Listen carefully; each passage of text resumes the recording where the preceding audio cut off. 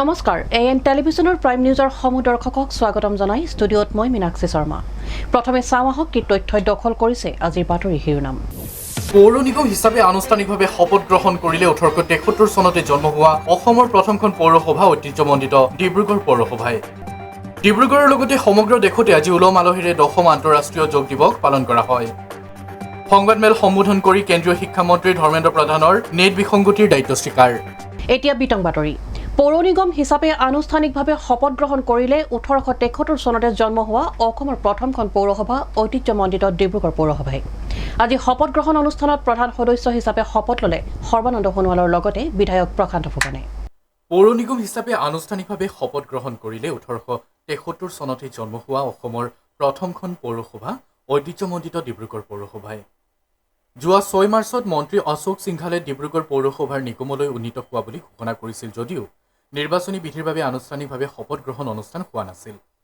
22টা ৱাৰ্ডেৰে গঠিত ডিব্ৰুগড় পৌৰসভাৰ সকলো কাম-কাজ এতিয়াৰে পৰা পৌৰ নিগম হিচাপে পৰিচালিত হ'ব ইতিমধ্যে পৌৰসভাৰ নামফলকসমূহ পৌৰ নিগম কৰা হৈছে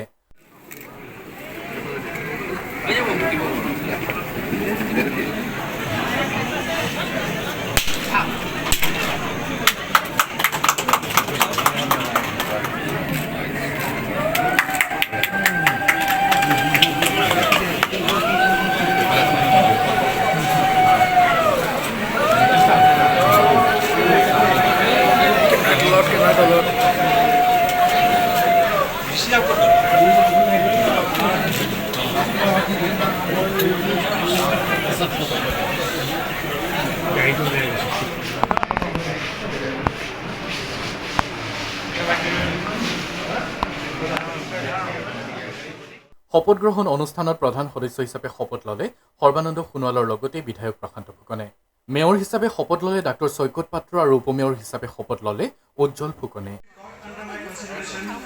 or shall become known to be as the presiding officer of the Empowered Standing Committee, except as may be required for the due discharge of my duties. Thank you. ঈশ্বৰক সাক্ষী কৰি দৃঢ় প্ৰতিজ্ঞা কৰোঁ যে এগৰাকী ক্ষমতাপ্ৰাপ্ত স্থায়ী সমিতিৰ সদস্য হিচাপে দায়িত্ব সম্পাদনৰ বাবে মোৰ বিচাৰাধীন কোনো বিষয় প্ৰত্যক্ষ বা পৰোক্ষভাৱে ডিব্ৰুগড় পৌৰ নিগমে আনুষ্ঠানিকভাৱে স্বীকৃতি পোৱাৰ পিছতে ঐতিহ্যমণ্ডিত ডিব্ৰুগড় নগৰখন ডিব্ৰুগড় মহানগৰলৈ উন্নীত হ'ল পৌৰ নিগমৰ স্বীকৃতি পোৱাৰ পিছতে ডিব্ৰুগড় মহানগৰখনলৈ পৌৰ নিগমৰ কাম-কাজ সকলোতে দৃষ্টি থাকিব সংবাদ মাধ্যমৰ ডিব্ৰুগড়ৰ পাৰ্কিঙৰ সমস্যা ডিব্ৰুগড়ৰ নলা নৰ্দমা ডিব্ৰুগড়ৰ মাছ মাংসৰ বজাৰ অস্বাস্থ্যকৰ পাচলিৰ বজাৰ ষ্ট্ৰীট লাইট জাবৰ নিষ্কাশন প্ৰক্ৰিয়া সকলোতে দৃষ্টি নিবদ্ধ থাকিব আমাৰ আজি ডিব্ৰুগড়বাসী ৰাইজৰ বাবে আনন্দৰ দিন কাৰণ আজিৰ দিনটোতেই অসম চৰকাৰে যেনেধৰণে ডিব্ৰুগড় চহৰক বিশেষ মৰ্যাদা দিলে পৌৰসভাৰ পৰা পৌৰ নিগমলৈ উন্নীত কৰা হ'ল আৰু এই স্বীকৃতি বহু বছৰ অপেক্ষাৰ অন্তত ডিব্ৰুগড়বাসীয়ে পাবলৈ সক্ষম হ'ল 180 বছৰ অতিক্ৰম কৰা এইখন ঐতিহাসিক চহৰৰ বাসিন্দাসকলে সদায় বিচাৰি আছিল যে ডিব্ৰুগড়ে এটা সুকীয়া মৰ্যাদা সুকীয়া পৰিচয় পাব লাগে আজি সেই পৰিচয় পোৱাৰ ক্ষেত্ৰত অসম চৰকাৰৰ তৰফৰ পৰা বাস্তৱসন্মত গুৰুত্বপূৰ্ণ পদক্ষেপ গ্ৰহণ কৰিলে ডক্টৰ হিমন্ত বিশ্ব শৰ্মা ডাঙৰীয়াৰ নেতৃত্বত চলা অসম চৰকাৰৰ বিভাগৰ মন্ত্ৰী অশোক সিংঘাল ডাঙৰীয়া আহি আজি কিছু মাহৰ আগতে আনুষ্ঠানিকভাৱে ঘোষণা কৰি গ'ল আৰু আজি এই নিগমৰ মেয়ৰ ডেপুটি মেয়ৰ লগতে পৰিষদসকলে আনুষ্ঠানিকভাৱে সততা নিষ্ঠাৰে নিগমৰ দায়িত্ব পালন কৰাৰ ক্ষেত্ৰত তেখেতসকলে সংবিধানৰ নামত শপত গ্ৰহণ কৰিলে গতিকে এই অনুষ্ঠানটোৱে আজি প্ৰতিজন ডিব্ৰুগড়বাসী ৰাইজৰ মনত আনন্দ জোৱাৰ সৃষ্টি কৰিছে আমাৰ দৃঢ় বিশ্বাস ইংৰাজৰ শাসনকালতেই বিশেষ গুৰুত্ব লাভ কৰা এইখন ডিব্ৰুগড় বাণিজ্যিক চহৰ আগন্তুক দিনত একবিংশ শতিকাত মাননীয় প্ৰধানমন্ত্ৰী নৰেন্দ্ৰ মোদী ডাঙৰীয়াৰ নেতৃত্বত নিশ্চিতভাৱে এখন শক্তিশালী আদৰ্শ চহৰ হিচাপে ভৱিষ্যতৰ দিনত গঢ় লৈ উঠিব ইয়াৰ বাবে ডিব্ৰুগড়বাসী ৰাইজে পৌৰ নিগমৰ সৈতে মিলি আৰু আমাৰ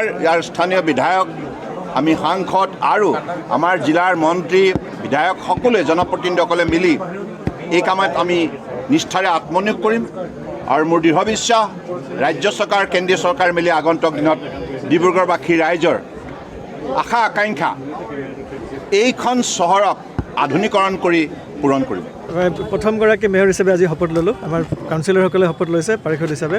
ডিব্ৰুগড় চহৰখন কৰ্পৰেশ্যন হোৱাৰ পিছত আমি যিমানখিনি পৰা যায় সকলোৱে মিলি আপোনালোকে সকলোৱে সহযোগত আগুৱাই লৈ যাম। ৰাইজৰ এক্সপেক্টেশ্যনটো আৰু বাঢ়ি যাব কৰ্পৰেশ্যন হোৱাৰ পিছত। কৰ্পৰেশ্যনৰ যিখিনি পাবলগীয়া আছে তেওঁলোকে এক্সপেক্ট কৰিব। আমি সকলোৱে মিলি ডিব্ৰুগড় আমি আজি মাননীয় কেন্দ্ৰীয় মন্ত্ৰী সৰ্বানন্দ সোণোৱালে যেনেকৈ ক'লে ইন্দোৰ চহৰখন লাষ্ট 3-4 ইয়াৰ্ছ তেওঁলোকে স্বচ্ছ সৰ্বেক্ষণ প্ৰথম হৈ আছে, ডিব্ৰুগড় কিয় পৰা নাই এই বিষয়ে আমি অতি সোনকালে আলোচনা কৰিম আৰু চেষ্টা কৰিম যাতে ডিব্ৰুগড় চহৰখনক অকল ডিব্ৰুগড় অসম বুলি নহয় গোটেই ভাৰতবৰ্ষৰ ভিতৰত এখন one of the best city বুলি পৰিগণিত হয়।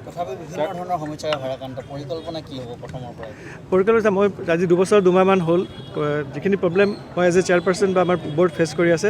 1 নম্বৰ হ'ল ডিব্ৰুগড়ৰ parking place, 2 number vending zone আৰু 3 নম্বৰ আমাৰ আৰ্টিফিচিয়েল ফ্লাড। এইখিনি লৈ পেলাই আমি আলোচনা কৰি আছোঁ। পাৰ্কিং প্লেচৰ লৈ পেলাই যথেষ্ট প্ৰব্লেম হৈ আছে।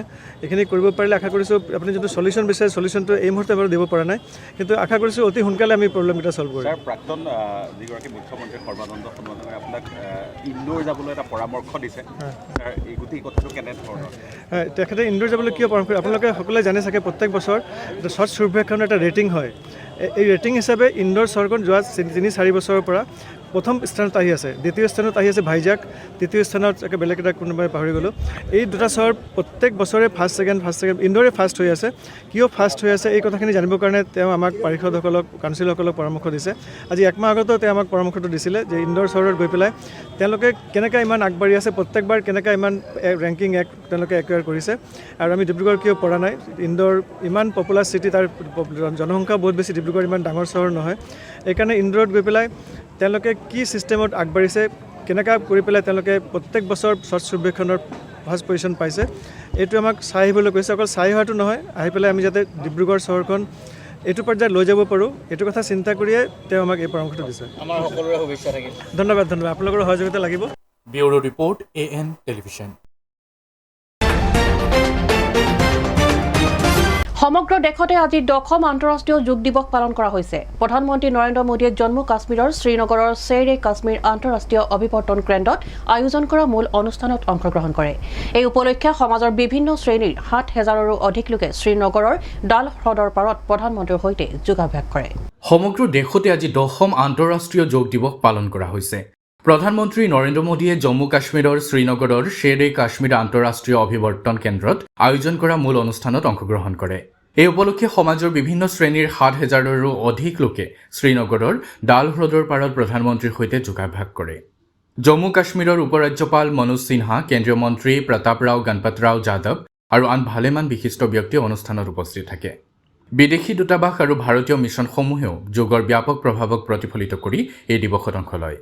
ব্যক্তিগত কল্যাণ আৰু সামাজিক সমন্বয় উভয়ৰে প্ৰসাৰৰ ক্ষেত্ৰত যোগৰ গুৰুত্বপূৰ্ণ ভূমিকাৰ ওপৰত আলোকপাত কৰি এই বছৰ নিজৰ লগতে সমাজৰ বাবে যোগ বিষয়বস্তুৰে এই দিৱস উদযাপন কৰা হৈছে। যোগাভ্যাসৰ জৰিয়তে গোলকীয় স্বাস্থ্য আৰু সুস্থ জীৱনশৈলীৰ প্ৰসাৰৰ উদ্দেশ্যে বাৰ্তা বহন কৰা হাজাৰ হাজাৰ অংশগ্ৰহণকাৰী ঐক্যবদ্ধ কৰাই এই অনুষ্ঠানৰ মূল উদ্দেশ্য। প্ৰধানমন্ত্ৰী নৰেন্দ্ৰ মোদীয়ে তৃণমূল পৰ্যায়ৰ জনসাধাৰণৰ অংশগ্ৰহণ আৰু গ্ৰামাঞ্চলৰ যোগৰ প্ৰসাৰৰ হকে কাম কৰিবলৈ গাঁও সভাৰ মুৰব্বীসকললৈ এখন পত্ৰ প্ৰেৰণ কৰিছে। 2015 চনত আন্তঃৰাষ্ট্ৰীয় যোগ দিৱসৰ শুভাৰম্ভ কৰাৰে পৰা প্ৰধানমন্ত্ৰীয়ে যোগাভ্যাসৰ প্ৰসাৰত গুৰুত্বপূৰ্ণ ভূমিকা পালন কৰি আহিছে। News desk AN television. আহিছো পৰৱৰ্তী বাতৰিলৈ। ডিব্ৰুগড়ত জিলা প্ৰশাসনৰ উদ্যোগত 10ম আন্তঃৰাষ্ট্ৰীয় যোগ দিৱস উদযাপন। এই উপলক্ষে ডিব্ৰুগড়ৰ মিলননগৰস্থিত বহুমুখী ইনডোৰ ষ্টেডিয়ামত ডিব্ৰুগড় জিলা প্ৰশাসন আৰু ৰাষ্ট্ৰীয় আয়ুষ অভিযান অসমৰ উদ্যোগত সমূহীয়া যোগাভ্যাস কাৰ্যসূচী ৰূপায়ণ কৰা হয়। ডিব্ৰুগড়ত জিলা প্ৰশাসনৰ উদ্যোগত 10ম আন্তঃৰাষ্ট্ৰীয় যোগ দিৱস উদযাপন। এই উপলক্ষে ডিব্ৰুগড়ৰ মিলননগৰস্থিত বহুমুখী ইনডোৰ ষ্টেডিয়ামত ডিব্ৰুগড় জিলা প্ৰশাসন আৰু ৰাষ্ট্ৰীয় আয়ুষ অভিযান অসমৰ উদ্যোগত সমূহীয়া যোগাভ্যাস কাৰ্যসূচী ৰূপায়ণ কৰা হয়। এই সমূহীয়া যোগাভ্যাসত অংশগ্ৰহণ কৰে অসম চৰকাৰৰ উদ্যোগ, বাণিজ্য, ৰাজহুৱা প্ৰতিষ্ঠান আৰু সাংস্কৃতিক পৰিক্ৰমা বিভাগৰ মন্ত্ৰী বিমল বৰাই। তেওঁৰ সৈতে যোগাভ্যাসত অংশগ্ৰহণ কৰে অসম পৰ্যটন নিগমৰ অধ্যক্ষ ঋতুপৰ্ণ বৰুৱা, জিলা আয়ুক্ত বিক্ৰম কোৰী, জিলা আৰক্ষী অধীক্ষক VV ৰাকেশ ৰেড্ডী, জিলা উন্নয়ন আয়ুক্ত অনুপ কুমাৰ ব্ৰহ্ম, জিলা পৰিষদৰ মুখ্য কাৰ্যবাহী বিষয়া বিপুল কুমাৰ দাস, ডিব্ৰুগড় উন্নয়ন প্ৰাধিকৰণৰ সভাপতি অসীম হাজৰিকা, সোণোৱাল কছাৰী স্বায়ত্তশাসিত পৰিষদৰ মুখ্য কাৰ্যবাহী সদস্য টংকেশ্বৰ সোণোৱাল প্ৰমুখ্যে জিলা প্ৰশাসনৰ অন্যান্য উচ্চপদস্থ বিষয়াবৰ্গ, জিলা ক্ৰীড়া বিভাগৰ বিষয়াবৰ্গ, কেন্দ্ৰীয় সংৰক্ষিত আৰক্ষী বাহিনী তথা ভাৰতীয় সেনাৰ 3 গ্ৰেনেডিয়াৰৰ জোৱানসকল, সেৱা ভাৰতী ডিব্ৰুগড়ৰ সদস্য ও প্ৰশিক্ষাৰ্থীসকল, ব্ৰহ্মকুমাৰী ডিব্ৰুগড়ৰ সদস্যসকল আৰু অল আছাম য়োগা সেনা এছ'চিয়েশ্যনৰ ডিব্ৰুগড়ৰ সদস্যসকলে আন্তঃৰাষ্ট্ৰীয় যোগ দিৱসৰ কাৰ্যসূচীত অংশগ্ৰহণ কৰি মন্ত্ৰী বিমল বৰাই যোগাভ্যাস শৰীৰ আৰু মনৰ আধ্যাত্মিক অনুশীলন বুলি উল্লেখ কৰি কয় যে দৈনিক ব্যায়াম, যোগাসন বা যোগাভ্যাসৰ জৰিয়তে প্ৰতিজন ব্যক্তিয়ে শাৰীৰিক আৰু মানসিকভাৱে সুস্থ হৈ থাকিব পাৰে। তেওঁ লগতে কয় যে যোগ আৰু প্ৰাণায়ামৰ নিয়মিত অনুশীলনে একোজন ব্যক্তিক আধ্যাত্মিক আৰু মানসিকভাৱে শক্তিশালী কৰি তুলিব পাৰে। বিশ্বৰ সমগ্ৰ মানৱ জাতিৰ শাৰীৰিক আৰু মানসিক উৎকৰ্ষ সাধনে আন্তঃৰাষ্ট্ৰীয় যোগ দিৱসৰ মূল উদ্দেশ্য বুলিও তেওঁ মন্তব্য আগবঢ়ায়। ইয়াৰ লগতে নৱপ্ৰজন্মক যোগাভ্যাসৰ প্ৰতি আগ্ৰহান্বিত কৰিবলৈ প্ৰচেষ্টা চলাবলৈও মন্ত্ৰীগৰাকীয়ে উপস্থিত সকলোকে আহ্বান জনায়। 10th International Day of Yoga for Self and Society, Narendra Modi ডাঙৰীয়াই ৰাষ্ট্ৰসংঘৰ মজিয়াত 2014 চনৰ ছেপ্টেম্বৰ মাহত এই বিষয়টো উপস্থাপন কৰিছিল। সমগ্ৰ মানৱ সমাজে যাতে যোগাভ্যাসৰ জৰিয়তে এটা সুস্থ মন আৰু এটা শক্তিশালী শৰীৰৰ অধিকাৰী হ'ব পাৰে, তাৰ বাবে সমগ্ৰ বিশ্বক যোগক ইণ্টাৰনেশ্যনেলি চেলিব্ৰেট কৰিবৰ কাৰণে আহ্বান জনাইছিল। আৰু ৰাষ্ট্ৰসংঘয়ো মাত্ৰ 3 মাহৰ ভিতৰত মোদী ডাঙৰীয়াৰ এই প্ৰস্তাৱক সমৰ্থন জনাই সিদ্ধান্ত গ্ৰহণ কৰে ডিচেম্বৰ মাহত, আৰু 2015 চনৰ 21 জুন তাৰিখৰ পৰা এই দিনটো ইণ্টাৰনেশ্যনেলি যোগা ডে হিচাপে পালন কৰা হৈছে। আজি আমি ডিব্ৰুগড়ত এই দিৱস আমি উদযাপন কৰিছোঁ। মই আশা কৰিম মানৱ সমাজৰ ব্যস্ততাপূৰ্ণ এই মুহূৰ্তত কিছু সময় যোগাভ্যাসৰ জৰিয়তে মন আৰু শৰীৰক আমি সুস্থিৰ আৰু শক্তিশালী কৰি ৰাখি জীৱনৰ বাটত আগুৱাই যাবৰ কাৰণে এটা স্পিৰিচুৱেল এনাৰ্জি আমি পাব পাৰোঁ যোগ অভ্যাসৰ জৰিয়তে। কাৰণ আমাৰ হাজাৰ বছৰীয়া সভ্যতা সংস্কৃতিত যোগ অভ্যাসৰ কথা কোৱা হৈছে। ঋষি মুনিসকলে এই যোগ অভ্যাসৰ জৰিয়তে দীৰ্ঘ জীৱন প্ৰাপ্তিৰ পৰা আৰম্ভ কৰি দিব্য জ্ঞানো গৌতম বুদ্ধই লাভ কৰিবলৈ সক্ষম হৈছিল। গতিকে ভাৰতীয় সভ্যতা সংস্কৃতিৰ এটা অতি গুৰুত্বপূৰ্ণ বিষয় হৈছে যোগা। এই যোগাৰ বহুত প্ৰকাৰ আছে, যিবিলাক প্ৰকাৰ মই ভাবোঁ সকলোৱে জনা উচিত।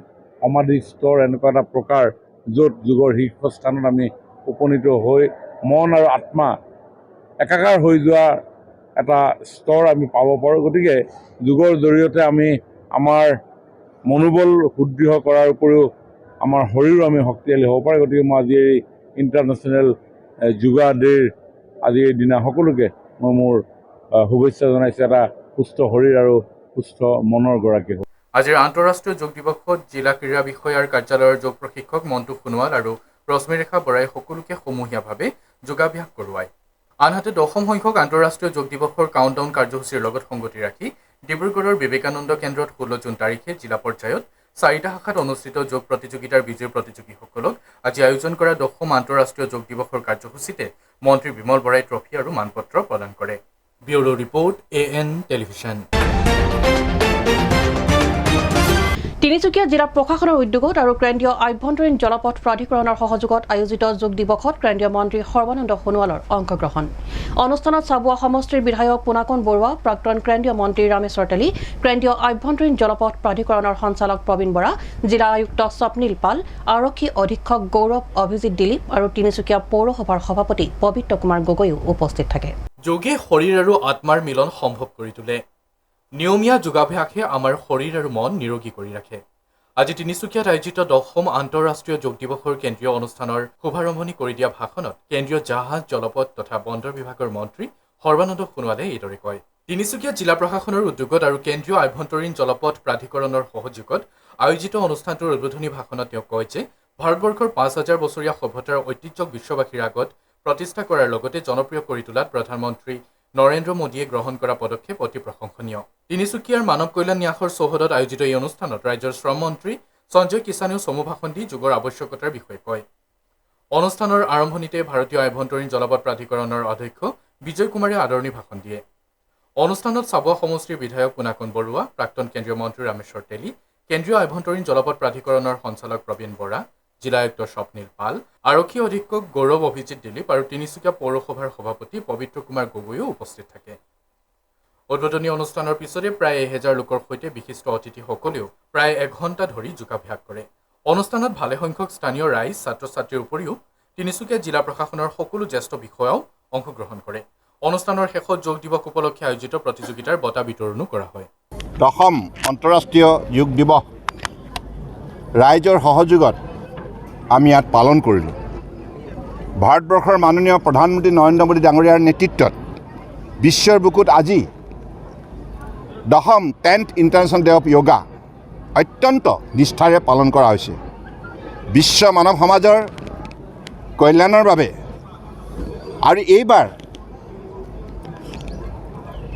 যোগ দিৱসৰ মূল থিমটোৱে হ'ল য়োগ ফৰ সেল্ফ এণ্ড ছ'চাইটি, অৰ্থাৎ আমি নিজক সুস্থ সবল কৰি সমাজখনক সুস্থ সবল কৰি তুলিব লাগিব, সমাজত শান্তি প্ৰতিষ্ঠা কৰিব লাগিব। আৰু য়োগা উইথ ফেমিলি আন্তঃৰাষ্ট্ৰীয় ভিডিঅ' কম্পিটিশ্যন এইবাৰ হৈছে। গতিকে মই ভাবোঁ যে যোৱা দিনবিলাকত মাননীয় প্ৰধানমন্ত্ৰী নৰেন্দ্ৰ মোদী ডাঙৰীয়াৰ বলিষ্ঠ নেতৃত্বত ভাৰতবৰ্ষৰ এই প্ৰাচীন যোগ অভ্যাস আজি বিশ্বৰ বুকুত বিশেষভাৱে সমাদৰ লাভ কৰিছে। বিশ্বৰ মানৱ সমাজে নিজক সুস্থ সবল আৰু শান্তিৰে জীয়াই থকাৰ স্বাৰ্থত যোগ অভ্যাসক আঁকোৱালি লৈছে। গতিকে আজি আমি এই তিনিচুকীয়া অসম চৰকাৰৰ জিলা প্ৰশাসনৰ সহযোগত আৰু ইনলেণ্ড ৱাটাৰৱেজ অথৰিটি অফ ইণ্ডিয়াৰ যৌথ প্ৰচেষ্টাত আজি তিনিচুকীয়াবাসী ৰাইজৰ সহযোগত আমি ইয়াত সফল ৰূপ দিবৰ বাবে সক্ষম হ'লোঁ। ইয়াৰ স্থানীয় জনপ্ৰিয় বিধায়ক আমাৰ অসম চৰকাৰৰ মন্ত্ৰী সঞ্জয় কিষাণ ডাঙৰীয়াৰ বিশেষ তৎপৰতাত আৰু আমাৰ প্ৰাক্তন সাংসদ তথা প্ৰাক্তন ভাৰত চৰকাৰৰ মন্ত্ৰী ৰামেশ্বৰ তেলীৰ সহযোগত আমি সকলোৱে পৌৰসভাৰ নিৰ্বাচিত প্ৰতিনিধিসকলৰ সৈতে মিলি তিনিচুকীয়াবাসী ৰাইজৰ সহযোগত বিভিন্ন অনুষ্ঠান প্ৰতিষ্ঠানৰ সহযোগত আমি এই দিৱসত অংশগ্ৰহণ কৰিলোঁ। আৰু মই আজি এই দিৱস সফল কৰি তোলাৰ বাবে পুনৰবাৰ তিনিচুকীয়াবাসী ৰাইজলৈ আন্তৰিক কৃতজ্ঞতাৰে শ্ৰদ্ধা জনাইছোঁ। Bureau report AN television. এইখিনিতে সময় এটি চমু বাণিজ্যিক বিৰতিৰ পাছত পুনৰ উভতিম। চাই থাকক AN টেলিভিছন। আপোনাৰ সপোনৰ বিয়াখন মনৰ পচন্দৰ মতে সজাই তুলিব পৰাকৈ সকলো ধৰণৰ সা সুবিধা ইয়াতে পাব। মণ্ডপ সাজ-সজ্জাৰ সকলো সুবিধাৰ উপৰিও খাদ্য আৰু পুৰোহিতৰ সুবিধাও ইয়াতে পাব। গৃহলক্ষ্মী হোটেল এণ্ড বিবাহ ভৱন, খনিকৰ চাৰিআলিৰ সমীপত ৰাষ্ট্ৰীয় ঘাইপথৰ কাষতে অৱস্থিত। সকলো ধৰণৰ আধুনিক সা সুবিধা থকা হোটেল ৰুমৰ ব্যৱস্থাও আমাৰ ইয়াত আছে। আমাৰ যোগাযোগৰ ঠিকনা 9435034868 আৰু 9101314076। গৃহলক্ষ্মী হোটেল এণ্ড বিবাহ ভৱন।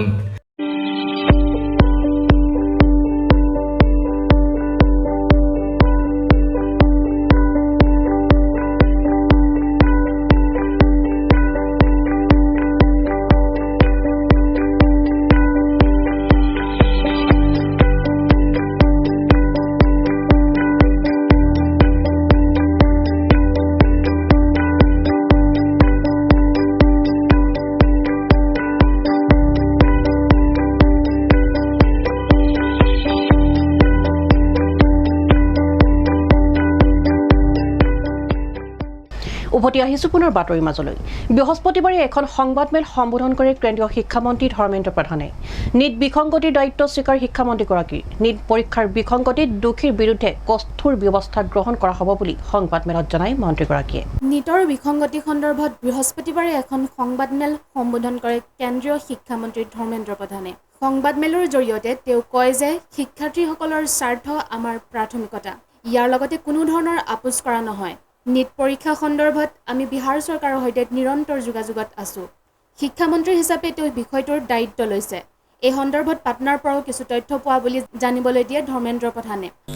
सरकार छात्रों के हितों को सुरक्षित करने के लिए प्रतिबद्ध है। पारदर्शिता के साथ हम कोई समझौता नहीं करेंगे। विद्यार्थियों के हित हमारी प्राथमिकता है। किसी भी कीमत पर उसके साथ समझौता नहीं होगा। नीट परीक्षा के संबंध में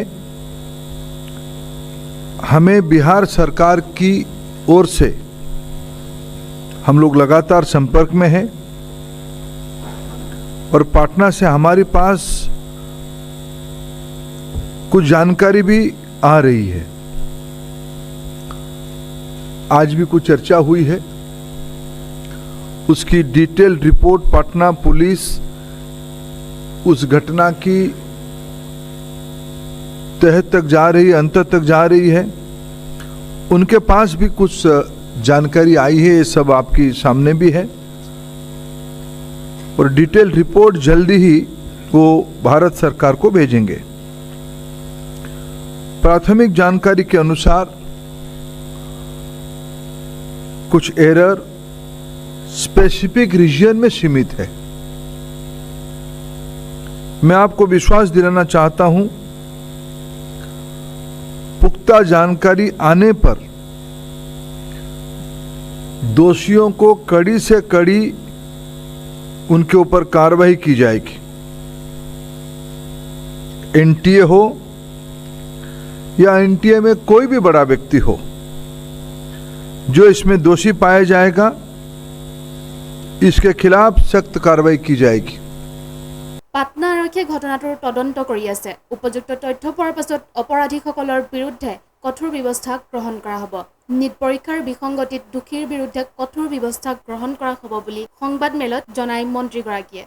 তেওঁ কয় যে চৰকাৰে এখন উচ্চ পৰ্যায়ৰ সমিতি গঠন কৰিব।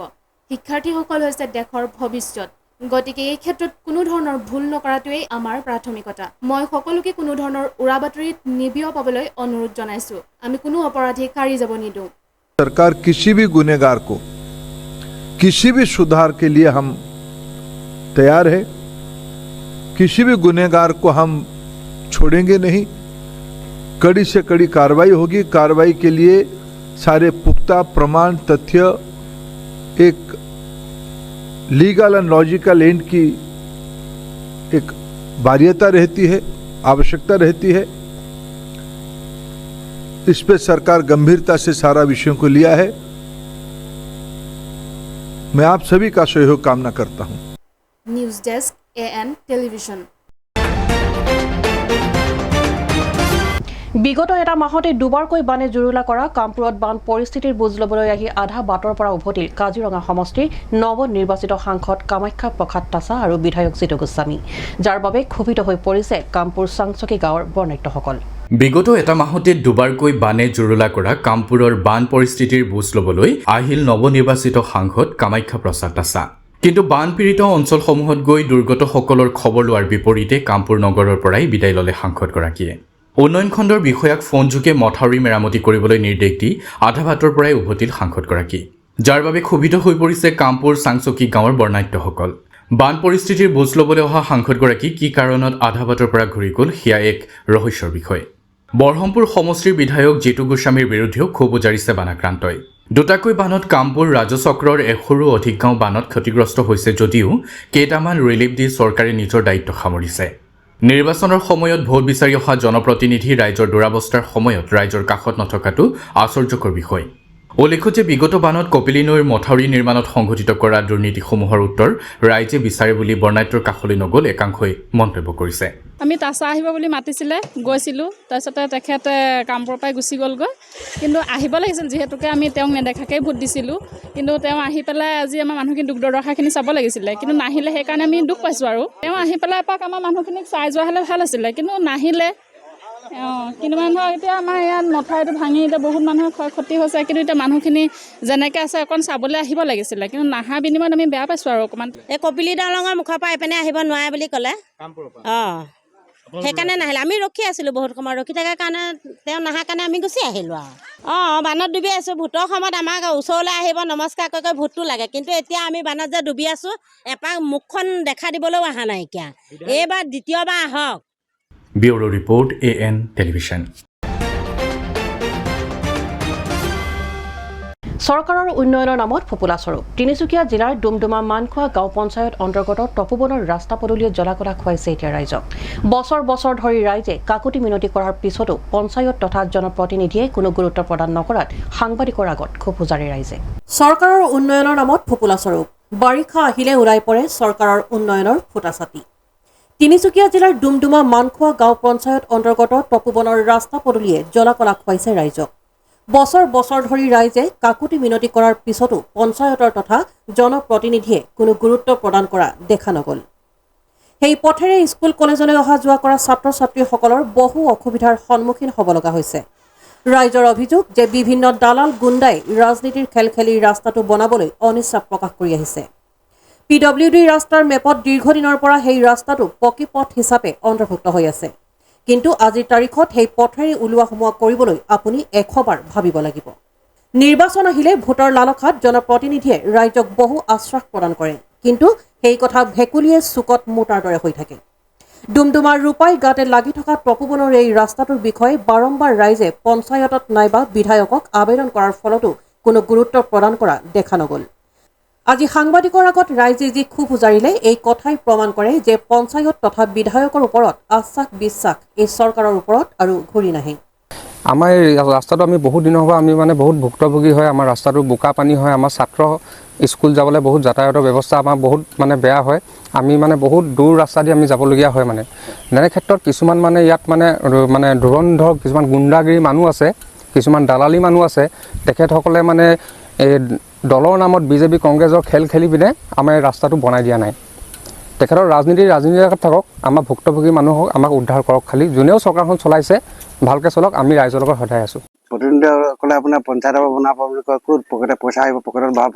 ক'ত এনেকৈ বনিব এইটোতো গম নাপায় যদি হৈছে তেতিয়াহ'লে সুমিয়ালে পইচা ডাঙৰ ডাঙৰ মানুহখনে আহিখিনি বহুত বেয়া লাগিছে দলখনৰ ওচৰত বহুত কাঢ়া হৈ আছে গাঢ়া হৈ আছে বোকাত একদম বাইকটো শ্লিপ মাৰি আছে বহুত অসুবিধা হৈছে যিকোনো ক্ষেত্ৰত সব ক্ষেত্ৰতে স্কুল বুলিয়ে নহয় চাকৰি ওলা কোনোবা ক'ৰবালৈ যোৱা হাজিৰা কৰা মানুহতো আজিকালি আপোনাৰ ঘৰত হাজিৰা কৰিবলৈ দিলে বোকা লাগি গ'লেতো নিদিয়ে দিব জানো পকা হোৱা মানুহ এতিয়া এইবিলাক নলা খান্দি দিলে পাইপ খান্দি দিলে সেইখিনিৰ পৰাও বোকা হ'ল জব কাৰ্ডৰ মানুহে জল জীৱনৰ জব কাৰ্ডৰ মানুহে সেইখিনি ঠিক কৰি দিলে অকণমান খান্দি থৈ তেখেতলোকে গুচি গ'ল পানী দিব বুলি কৈ এতিয়া পানী আহেনে নাই ভগৱান জানে পঞ্চায়তেতো তেওঁলোকে মতেতো ৰাস্তাটো বনাম বুলিয়ে কয় কিন্তু 1 কিলোমিটাৰ আহে 500 মিটাৰ বনাই 200 মিটাৰ বনাই সেনেকৈ এৰি থৈ যায় কেইবাবাৰ পঞ্চায়তেতো হৈ আছে বুলিয়ে কয় PWD ক'লেও কয় কি এইটো ৰাস্তা অলৰেডি আমাৰ আণ্ডাৰত আছে এইটো মেপতটো পকাই দেখুৱায়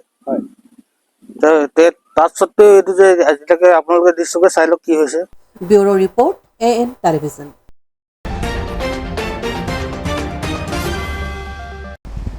আহিছো অন্য বাতৰিলৈ তেজপুৰৰ দৰং মহাবিদ্যালয়ৰ প্ৰেক্ষাগৃহত উদযাপন বিষ্ণু ৰাভা দিৱস অনুষ্ঠানত মুখ্য অতিথি হিচাপে উপস্থিত থাকি মুখ্যমন্ত্ৰী ডক্টৰ হিমন্ত বিশ্ব শৰ্মাই 10 গৰাকী বিশিষ্ট ব্যক্তিক ৰাষ্ট্ৰীয় ৰাজ্যিক পৰ্যায়ৰ বঁটা প্ৰদান কৰে 2023 বৰ্ষৰ আজানপীৰ ৰাষ্ট্ৰীয় বঁটা প্ৰদান কৰা হয় আনোৱাৰ হুছেইনক ইফালে ৰাজ্যিক পৰ্যায়ৰ 9টা ভিন্ন বঁটা প্ৰদান কৰা হয় আৰু 9 গৰাকী বিশেষ ব্যক্তিক মুখ্যমন্ত্ৰী ডক্টৰ হিমন্ত বিশ্ব শৰ্মাই বৃহস্পতিবাৰে ৰাজ্য চৰকাৰৰ সাংস্কৃতিক পৰিক্ৰমা বিভাগৰ উদ্যোগত আৰু শোণিতপুৰ জিলা প্ৰশাসনৰ সহযোগত দৰং মহাবিদ্যালয় প্ৰেক্ষাগৃহত আয়োজিত 2024 বৰ্ষৰ বিষ্ণু ৰাভা দিৱসৰ কাৰ্যসূচীত উপস্থিত থাকি ৰাজ্যৰ কেইবাজনো বৰেণ্য ব্যক্তিক বঁটা প্ৰদান কৰে 2023 বৰ্ষৰ আজানপীৰ ৰাষ্ট্ৰীয় বঁটা প্ৰদান কৰা হয় আনোৱাৰ হুছেইনক ইফালে ৰাজ্যিক পৰ্যায়ৰ 9টা ভিন্ন বঁটা প্ৰদান কৰা হয় আন 9 গৰাকী বিশেষ ব্যক্তিক এই বৰ্ষৰ বিষ্ণু ৰাভা বঁটা প্ৰদান কৰা হয় 2 গৰাকী বিশিষ্ট লোকক লোকশিল্পী ধৰ্মেশ্বৰ নাথ আৰু দুৰ্লভ ভট্টাচাৰ্যক প্ৰদান কৰে 2024 বৰ্ষৰ বিষ্ণু ৰাভা বঁটা 2024 বৰ্ষৰ আহমদ আলী বাছকান্দি বঁটা প্ৰদান কৰা হয় বড়ো সাহিত্য সভাৰ প্ৰাক্তন সভাপতি তথা বিশিষ্ট লেখক তৰেণ চন্দ্ৰ বড়োক ইফালে 2024 বৰ্ষৰ অমলপ্ৰভা দাস বঁটা প্ৰদান কৰা হয় বন্দনা দত্তক ডক্টৰ সুনীতা চাংকাকুটিক এইবেলি চন্দ্ৰপ্ৰভা শইকীয়ানী বঁটা প্ৰদান কৰা হয় 2024 বৰ্ষৰ গণেশ গগৈ বঁটা প্ৰদান কৰে আনিছ উজ জামানক ডক্টৰ কৰবী ডেকা হাজৰিকালৈ 2024 বৰ্ষৰ মামণি ৰয়চম গোস্বামী বঁটা আগবঢ়োৱাইছে সাহিত্যিক জয়ন্ত মাধৱ বৰা, কেবেলি সৈয়দ আব্দুল মালিক বঁটা, শাশ্বতী ভট্টাচাৰ্য, গীতিকবি পাৰ্বতী প্ৰসাদ বৰুৱা বঁটা আৰু জীৱন মোহনক 2024 বৰ্ষৰ বীৰ ৰাঘৱ মৰাণ বঁটা প্ৰদান কৰে অসম চৰকাৰে। এই বিশেষ অনুষ্ঠানটোত সন্মানীয় অতিথি হিচাপে উপস্থিত থাকে মন্ত্ৰী বিমল বৰাৰ লগতে মন্ত্ৰী অশোক সিংহল। ইয়াৰ উপৰি বিশিষ্ট অতিথি হিচাপে সাংসদ ৰঞ্জিত দত্তৰ লগতে বিধায়ক পৃথিৱীৰাজ ৰাভা, পদ্ম হাজৰিকা, গণেশ কুমাৰ লিম্বু আৰু বিধায়ক কৃষ্ণ কোমল তাঁতী উপস্থিত থাকে। News desk AN television.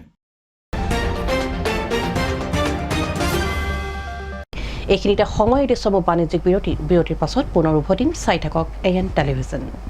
আপোনাৰ সপোনৰ বিয়াখন মনৰ পচন্দৰ মতে সজাই তুলিব পৰাকৈ সকলো ধৰণৰ সা-সুবিধা ইয়াতে পাব।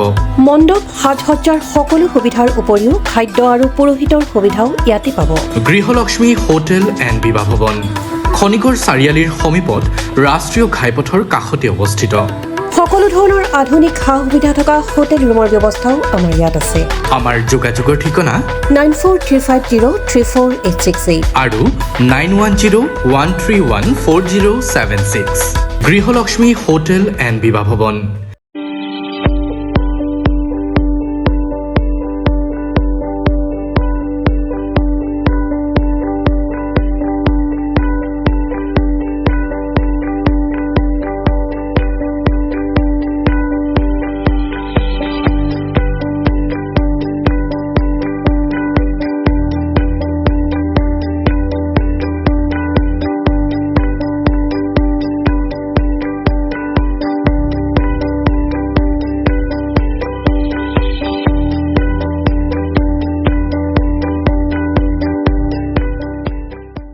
উভতি আহিছোঁ পুনৰ বাতৰিৰ মাজলৈ।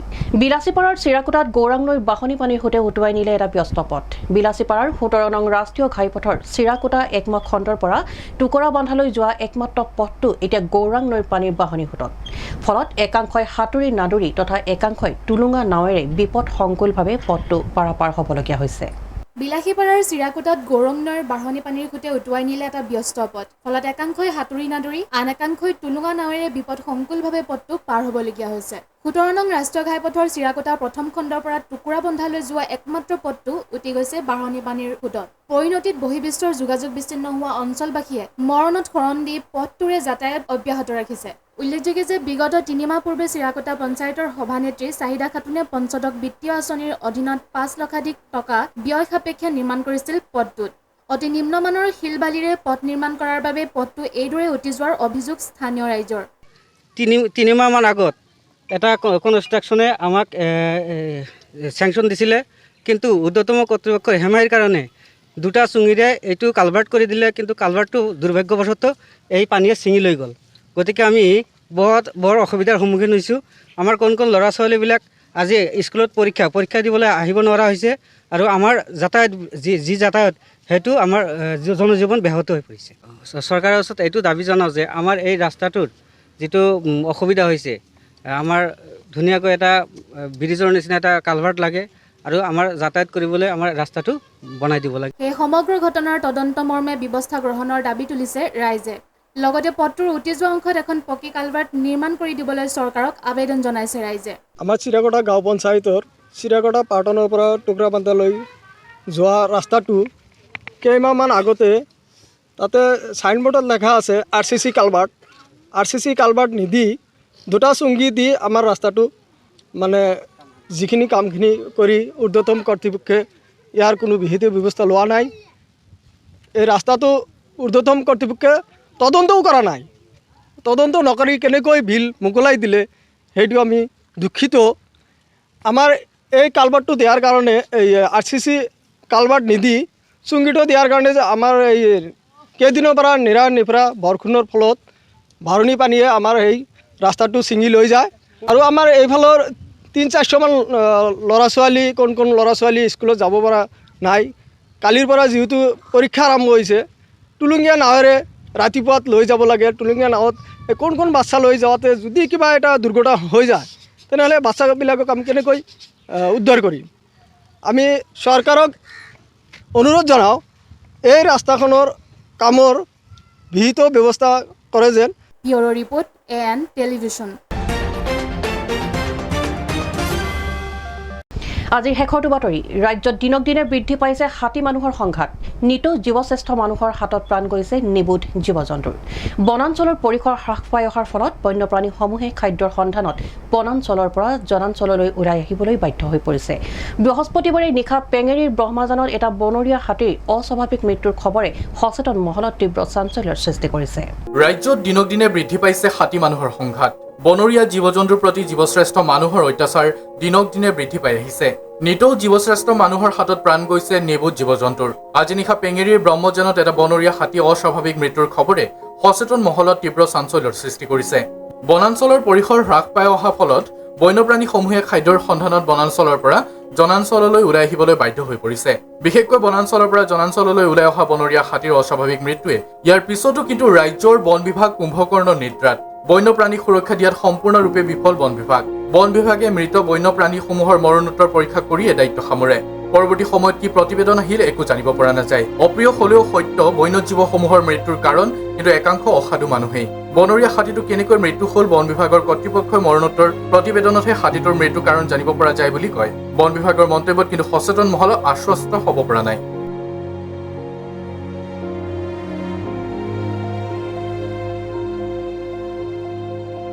পুৱাতে এফালে ডিউটি যাবলৈ ওলাইছিলোঁ তেনেতে মানে আপোনাৰ ব্ৰহ্মজানৰে স্থানীয় লোকে আমাক ফোন কৰিলে পুৱা 7টা বজাত যে ৰণক মিনবু ঘৰৰ বাৰীৰ পিছফালে এটা হাতী পৰি আছে তো লগে লগে তৎক্ষণাত আমি ইফালৰ যিটো কাম আছিলে সেইফালে নগৈ আমি ইয়াতে সোমালোঁ সোমাই সঁচাকৈ দেখোঁ যে এটা হাতী ইয়াতে পৰি আছে মহনা হাতী গতিকে লগে লগে আমি ওপৰ মহলক জনোৱাৰ পিছত আমি WTI ডক্টৰক জনাইছোঁ ভেটেনেৰী ডক্টৰক জনাইছোঁ তেওঁলোকে আহি চাব প্ৰস্তুত কৰিব তাৰপিছতে আমি কেনেকৈ মৰিলে কেনেকৈ কি হ'ল তেতিয়াহে গম পাব মই গোবৰ পেলাব আহিছোঁ তেতিয়া মই দেখিছোঁ কিবা মানে বগাকৈ দেখিলোঁ তাৰপাছত মোৰ ভাইটিক গৈ কিনে ক'লোঁ বাছ মোৰে হয় মোৰ নাম ৰণক বাহাদুৰ ঘটনাটো মই নাজানো ৰাতি কিমানটা বজা হৈছে কি হৈছে মই একো খবৰ নাই কিন্তু ৰাতিপুৱা মই গোবৰ পেলাব আহিছিলোঁ তেতিয়া মই দেখিছোঁ ব্যুৰো ৰিপৰ্ট AN টেলিভিছন